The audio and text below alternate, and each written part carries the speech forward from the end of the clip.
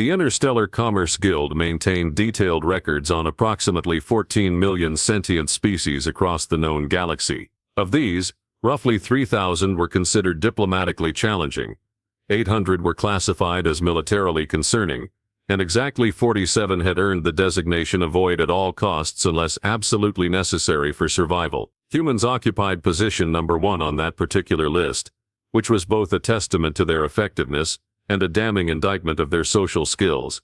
It wasn't that humans were the largest species. The crystalline hegemony of Andros Prime could grow to the size of small asteroids. It wasn't that they were the most technologically advanced. The ethereal collective had been manipulating quantum foam, while humans were still figuring out fire. It wasn't even that they were the most numerous. The hive minds of the outer spiral could populate entire sectors in a matter of decades. No, humans had earned their fearsome reputation through a much more troubling trait. They were unreasonably good at breaking things that weren't supposed to break, and they seemed to enjoy it. The veteran diplomat from Centauri Beta had put it best during the infamous Treaty of New Geneva. Other species wage war to achieve objectives. Humans wage war because it's Tuesday. The fact that humans had laughed at this observation instead of taking offense had only reinforced the point. Commander Ava Petrov stood on the observation deck of the UES Determination, watching the stars streak past in hyperspace, completely unaware that her species' reputation preceded her like a neon warning sign. At 34, she'd already participated in 7 diplomatic interventions, 12 peacekeeping operations, and 1 event that the official reports classified as an unfortunate misunderstanding, involving excessive ordnance deployment. Her colleagues called it the time Ava accidentally conquered a moon. The irony that humans had stumbled into their position as the galaxy's boogeyman was lost on most of them. They'd started their interstellar expansion with the best of intentions, seeking knowledge, fostering cooperation, building a better tomorrow for all sentient life. The problem was that their definition of better often involved liberating other species from what humans perceived as oppressive governments, restrictive social structures, or insufficient military preparedness. "Commander, we're receiving a transmission," announced Lieutenant Chen from the communications station. His voice carried that particular note of professional interest that meant either someone was about to make their day much more complicated, or someone was about to make their day much more violent. In human military parlance, these were often the same thing. The message, when it arrived, was everything the communications protocols warned against: encrypted with outdated algorithms, broadcast on frequencies that hadn't been used in 3 centuries, and originating from a sector of space that every civilized species had agreed to leave alone after the last expedition had returned, speaking in mathematical equations, and claiming they'd met the concept of purple. "It's a distress call," Chen continued, his fingers dancing across holographic displays. "But the language matrix is unusual. The computer thinks it's either an ancient dialect of Proto-Centaurian, or possibly a recipe for what might be soon." Petrov approached the tactical display, her expression shifting into what her crew had learned to recognize as her "this is either going to be fascinating or fatal" look. The 2 outcomes weren't mutually exclusive where humans were concerned. "Origin point?" she asked. "Sector 7, right on the edge of the exclusion zone." The exclusion zone. 300 cubic light-years of space that had been cordoned off after the ethereal collective's exploration vessel had emerged from it, broadcasting what could only be described as cosmic poetry, beautiful, incomprehensible, and apparently capable of inducing existential crises in artificial intelligences. The general consensus among galactic authorities was that whatever was in there should probably stay in there. Humans, naturally, had been arguing for a proper investigation ever since. "Analysis of the signal?" Petrov inquired, though she was already mentally calculating jump coordinates. The Determination was a Vanguard-class research vessel, built for exactly this type of situation, the kind where cooler heads would prevail and more sensible species would file a report and retreat to minimum safe distance. The distress signature suggests catastrophic system failure, but the transmission patterns are inconsistent with known technology. "It's almost like," Chen paused, running the data through additional filters, "like the ship is trying to remember how to ask for help." Commander Petrov smiled, and somewhere in the Deep Space Monitoring Station orbiting Rigel 7, an automated system flagged the expression and updated humanity's threat assessment by another half point. "Well then," she said, her voice carrying that dangerous combination of curiosity and confidence that had launched 1,000 interventions. "I suppose we'd better go see what's forgotten how to scream properly." The navigation officer, Ensign Park, cleared his throat diplomatically. "Commander, regulations require me to point out that Sector 77 Delta is technically off-limits to..." Ensign Park. Petrov interrupted gently. "When has technically off-limits ever stopped humans from doing anything?" Park considered this question for approximately 2 seconds before entering the jump coordinate. The answer, after all, was never, and arguing with a human commander about regulations was like arguing with entropy about the heat death of the universe, theoretically possible but ultimately pointless. As the determination adjusted course toward the exclusion zone, its crew remained blissfully unaware that they were about to encounter something that would fundamentally challenge every assumption they'd made about their place in the cosmic hierarchy. The galaxy, it seemed, was about to teach humanity a lesson about food chains.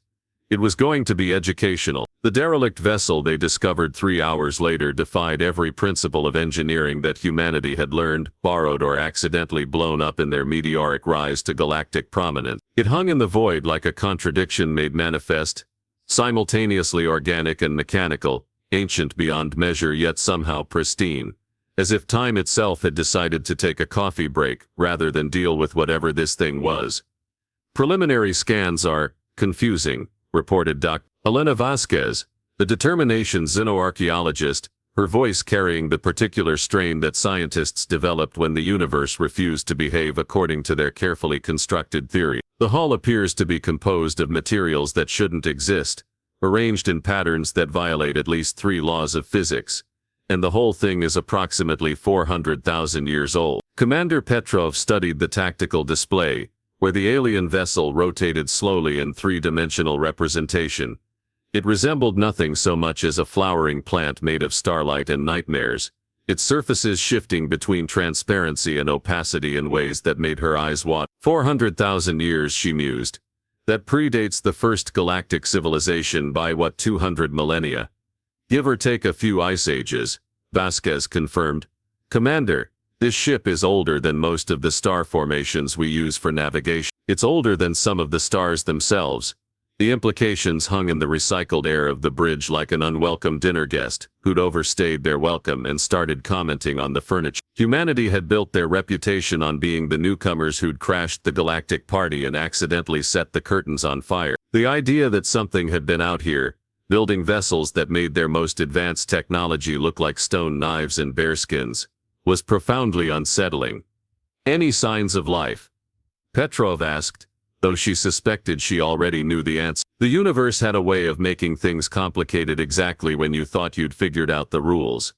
"That's where it gets interesting," Lieutenant Commander Hayes interjected from the sensor station. His definition of interesting had been calibrated by 15 years of military service and 3 tours in the disputed territories, so it covered everything from mildly concerning to "we're all probably going to die, but at least it'll be education." "Define interesting," Petrov said, though experience had taught her that when Hayes used that particular tone, the definition usually involved lots of running and creative applications of emergency protocols. "The ship is broadcasting minimal energy signatures, barely enough to register on our sensors, but those signatures are organized, patterned, like it's not dead so much as..." Hayes paused, struggling with terminology. "Hibernated." The word settled over the bridge crew like a blanket made of implications and unresolved anxiety. A dead ancient vessel was a fascinating archaeological discovery. A sleeping ancient vessel was a potential diplomatic incident waiting to happen, assuming of course that whatever was inside was feeling diplomatic when it woke up. "Boarding party," Petrov decided, because humans had never met a potentially catastrophic situation they couldn't make worse through direct intervention. Full environmental suits, complete sensor suite, and enough firepower to politely discourage any misunderstandings. Vasquez raised an eyebrow. "Commander, perhaps we should consider a more cautious approach. Extended sensor sweeps, remote probes, maybe a strongly worded letter, asking if anyone's home." Petrov's smile was the kind that had made 47 species nervous about human intention. "Doctor, caution is what got us our reputation as the galaxy's problem children. Besides, what's the worst that could happen?" The question hung in the air like a challenge to the universe's sense of dramatic irony. 2 hours later, Commander Petrov found herself floating through corridors that redefined her understanding of architecture, space, and possibly reality itself. The interior of the ancient vessel didn't conform to conventional three-dimensional geometry, which was problematic since humans had built their entire understanding of navigation around the assumption that up and down were meaningful concepts. "The walls breathing," reported Sergeant Martinez over the comm, his voice carrying the particular note of professional bewilderment that military personnel developed when their training manuals failed to cover the situation at hand. Indeed, the surfaces around them pulsed with a slow, rhythmic motion that suggested either advanced biotechnology or something that had decided to cosplay as advanced biotechnology. The lighting, if it could be called lighting, emanated from the walls themselves, casting shadows that seemed to move independently of their sources. "Atmospheric reading?" Petrov inquired, though she suspected that conventional atmospheric analysis might be inadequate for whatever they were breathing. "Technically breathable," came the reply from Dr. Vasquez, though I use the term technically in the same way one might describe lava as technically a liquid. "The composition includes elements that don't appear on any periodic table, arranged in molecular structures that our computers insist cannot exist."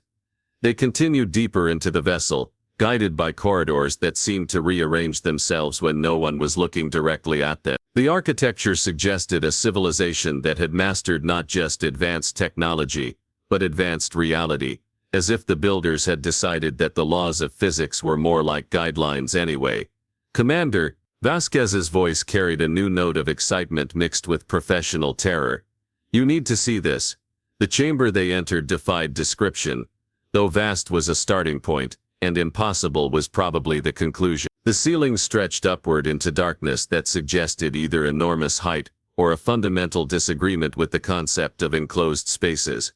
The walls were lined with what appeared to be crystalline formations, each one roughly humanoid in shape and glowing with soft internal light. "Are those?" Petrov began.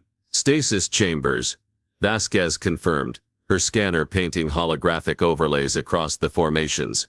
"Thousands of them, and Commander, they're occupied." The readings scrolled across Vasquez's display in patterns that suggested her equipment was having an existential crisis. Life signs that registered as both present and absent, energy patterns that followed mathematical principles that hadn't been discovered yet, and temporal signatures that indicated these beings had been sleeping for longer than human civilization had existed. "How many?" Petrov asked, though she was beginning to suspect that mathematics might be inadequate for the answer. "All of them," Vasquez replied, which was both completely unhelpful and perfectly accurate. "The entire ship appears to be a stasis facility. Commander, we're looking at an entire civilization in suspended animation."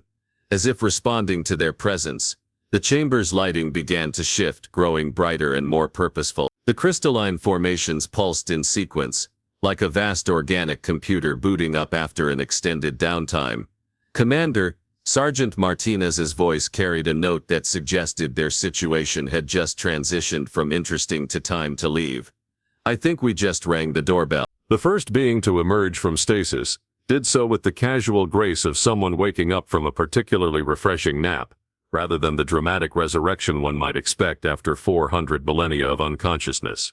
It simply stepped out of its crystalline chamber as if stepping out of a shower, pausing only to stretch in a manner that suggested either advanced yoga techniques or fundamental disagreement with conventional anatomy. Commander Petrov found herself face to face with something that redefined her understanding of the word alien.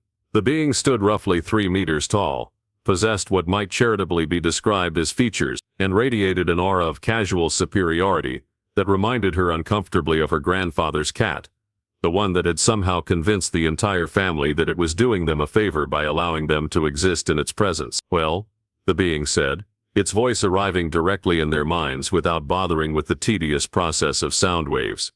"This is unexpected." The translation wasn't quite right. The concepts carried undertones of amusement, curiosity, and something that might have been the mental equivalent of finding a particularly interesting insect in one's garden. The kind you might study for a moment before deciding whether to preserve it in a collection or simply observe its quaint behaviors.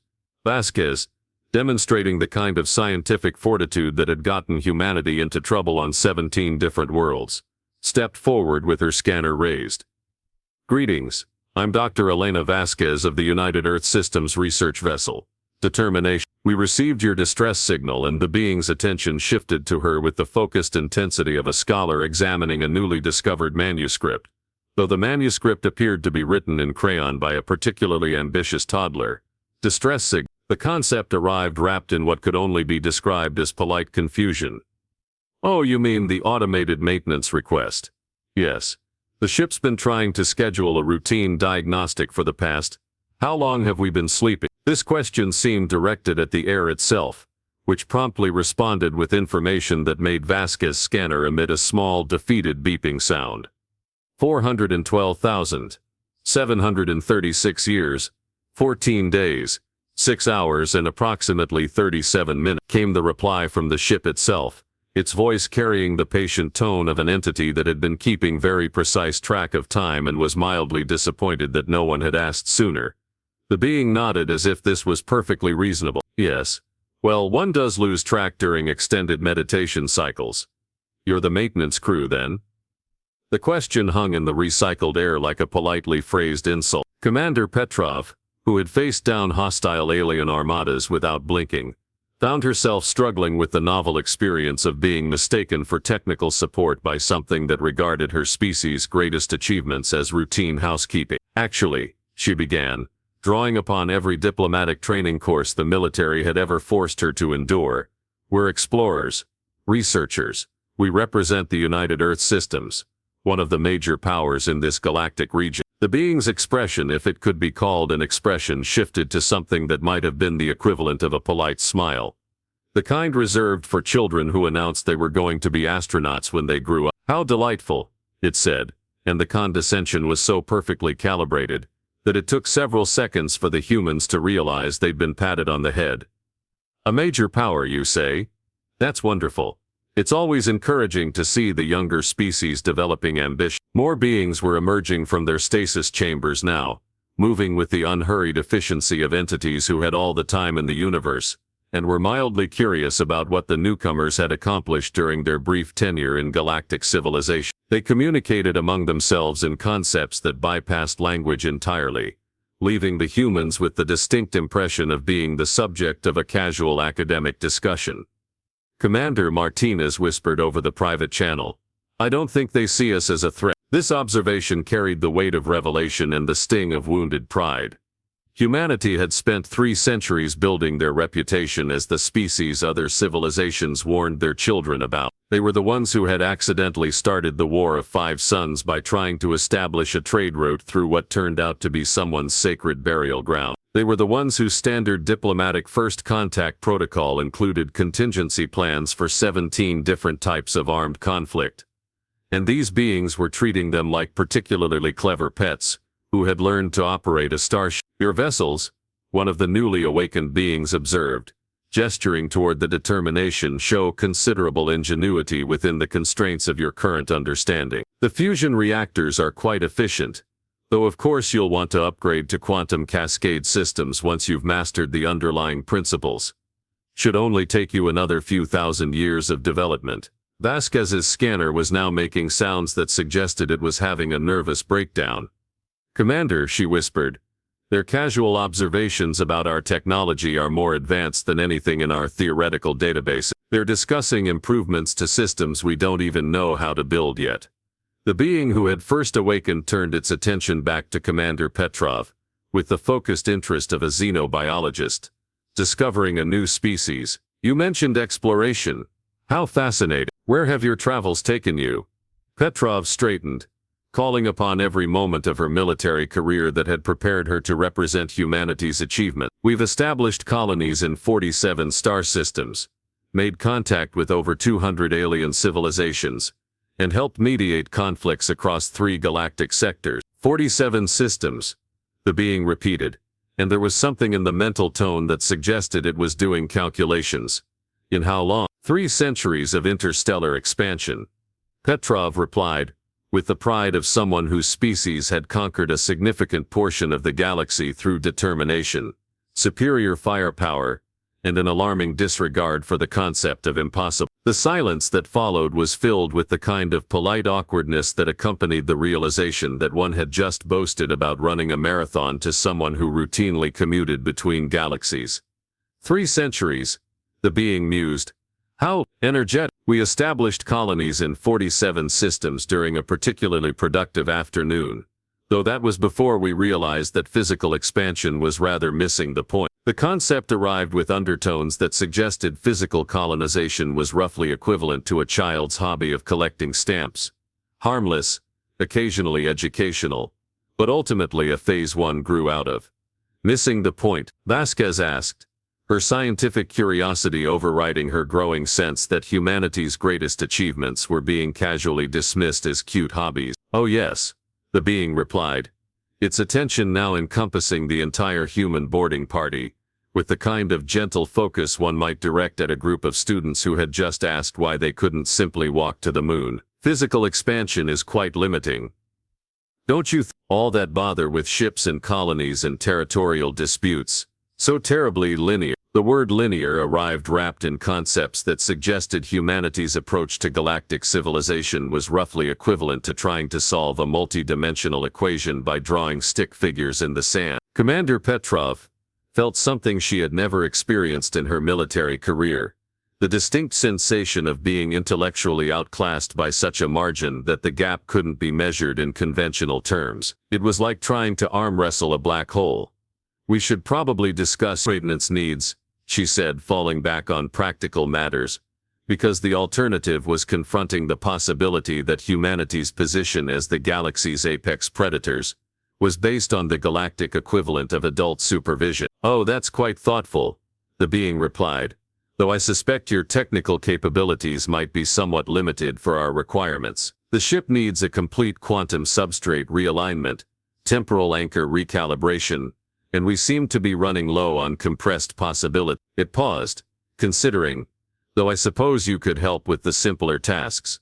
Do any of your people know how to fold space-time? It's really quite straightforward once you get the hang of it. 3 weeks later, Commander Ava Petrov sat in what had once been her command chair aboard the Determination, reviewing reports that read like science fiction written by someone who had given up on making sense halfway through the first chapter. The ancient beings who had politely introduced themselves as the gardeners, though the concept carried undertones suggesting they gardened realities rather than flowers, had taken up residence throughout both vessels with the casual assumption that this arrangement was perfectly natural. Irony wasn't lost on her that humanity's most feared military commander was now essentially serving as a cultural liaison between her crew and beings who regarded their most advanced technology with the kind benevolent interest, usually reserved for children's art projects.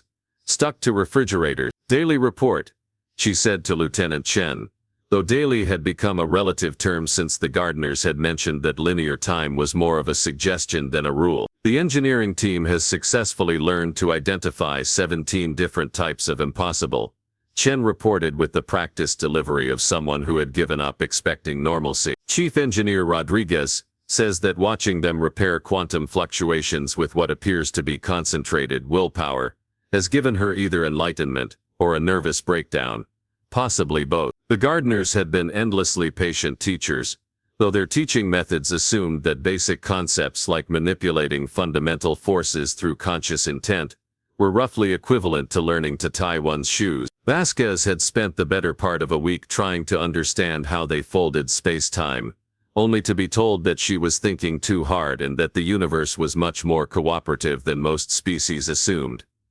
Any progress on the cultural exchange protocol? Petrov asked, though she suspected the answer would involve concepts that human psychology wasn't designed to process. Well, Chen consulted his notes, which had evolved from standard military reports to something resembling philosophical poetry. They've expressed interest in our charming tendency toward linear problem solving and our delightfully primitive emotional responses. Apparently they find our capacity for surprise refreshing. After 400 millennia of knowing everything that was going to happen, it had taken several conversations for Petrov to understand that the gardeners didn't experience time the way humans did. They existed in a state of temporal awareness that made planning for the future roughly equivalent to remembering the past. From their perspective, Humanity's entire galactic expansion had been visible from the moment they'd entered stasis, like watching a particularly energetic species of bacteria evolve in a petri dish. The realization that her entire military career had been, from their perspective, the equivalent of an entertaining documentary about emerging civilizations, had required several adjustments to her worldview and a significant increase in her alcohol ration. Commander Vasquez's voice carried over the comm system. You might want to see this. The gardeners have a proposal. Petrov made her way to what had been the science lab, and was now something that defied architectural classification. The gardeners had modified the space to better accommodate their work, which apparently required dimensions that existed perpendicular to reality. The result was a room that was simultaneously too small to hold everyone present, and large enough to contain a small solar system. The lead gardener, though leadership seemed to be another concept they regarded as charmingly primitive, gestured toward a holographic display that showed what appeared to be a map of local space. If maps were allowed to exist in 7 dimensions and include probability distributions as geographical features, we've been discussing your species' situation, it said, the mental communication, carrying undertones of the kind of consultation that occurred between researchers studying an interesting specimen. Your expansion pattern suggests a species with considerable potential, though your current approach is somewhat inefficient. The word inefficient arrived wrapped in concepts that suggested humanity's method of galactic colonization was roughly equivalent to trying to paint a masterpiece by throwing buckets of paint at a canvas while blindfolded. We're open to suggestions, Petrov said, which was possibly the first time in human military history that a commander had genuinely requested guidance on galactic strategy from beings who regarded their entire civilization as an educational curiosity. The problem, the gardener continued, is that you're approaching expansion as if space and matter were limiting factors. This works adequately for species in the early stages of development, but it creates unnecessary complications. Territorial disputes, resource conflicts, the inevitable heat death of the universe, all quite avoidable with the proper perspective. Dr. Vasquez's scanner had long since given up trying to analyze gardener technology, and was now serving as an expensive paperweight. What would you suggest instead? Vertical integration, rather than horizontal expansion, came the reply, accompanied by visual concepts that hurt to perceive directly. Why colonize planets when you can cultivate pocket dimension? Why fight over resources when you can negotiate directly with the fundamental forces? Why limit yourselves to one reality when the multiverse offers such interesting alternatives? The suggestions were delivered with the casual tone of someone recommending a good restaurant, despite the fact that they casually redefined everything humanity thought they knew about physics, philosophy, and the nature of existence itself. The challenge, the gardener continued, is that your species appears to be psychologically invested in the concept of linear progression. You seem to derive satisfaction from overcoming obstacles through direct application of force and determination. This observation was accurate enough to sting. Humanity had indeed built their entire cultural identity around the concept of facing impossible odds and emerging victorious through sheer bloody-minded persistence. The idea that there might be easier ways to achieve their goals felt almost like cheating. We're considering a long-term cultural exchange program, the gardener announced, the concept arriving with the weight of a formal proposal. Your species could serve as our interface with the younger galactic civilizations. Think of it as cultural translation services. Petrov felt the pieces clicking together with the satisfying precision of a well-engineered mechanism. You want us to be intermediary, to help other species understand concepts that are too advanced for their current development level. Precisely, the gardener replied, and the approval was unmistakable. Your species has demonstrated a remarkable ability to simplify complex concepts through metaphor, aggression, and selective application of explosives. These skills could be quite valuable in educational context. The proposal was both flattering and deeply insulting, offering humanity a position as the universe's training wheels for civilizations, trying to grasp concepts beyond their current understanding. They would be simultaneously teachers and students, guides and guided, occupying a unique niche in the galactic ecosystem. And in return, Petrov asked, because military training had taught her that every negotiation involved exchange of value. Gradual exposure to advanced concepts, supervised access to technologies that won't immediately result in your species accidentally destroying reality, and protection from the kind of cosmic events that tend to sterilize planets during university-level consciousness transition. The offer hung in the modified air of the science lab like a perfectly balanced equation. Humanity could maintain their position as a significant galactic power, but in a completely different context than they'd imagined. Instead of being the apex predators everyone feared, they would be the patient teachers everyone needed, occupying the middle ground between primitive civilizations and entities so advanced that direct contact would cause immediate existential collapse. Commander Ava Petrov, veteran of 7 diplomatic interventions and accidental conqueror of moons, looked around the impossible room at her crew's faces and realized that she was witnessing the moment when humanity discovered their true calling. They weren't the top of the food chain after all. They were something far more interesting, the bridge between the bottom and the top. The translators between the impossible and the merely improbable, the species that would help others find their place in a universe far stranger and more wonderful than anyone had imagined. It was, she thought with a smile that would have made 47 species nervous in entirely different ways, going to be educational.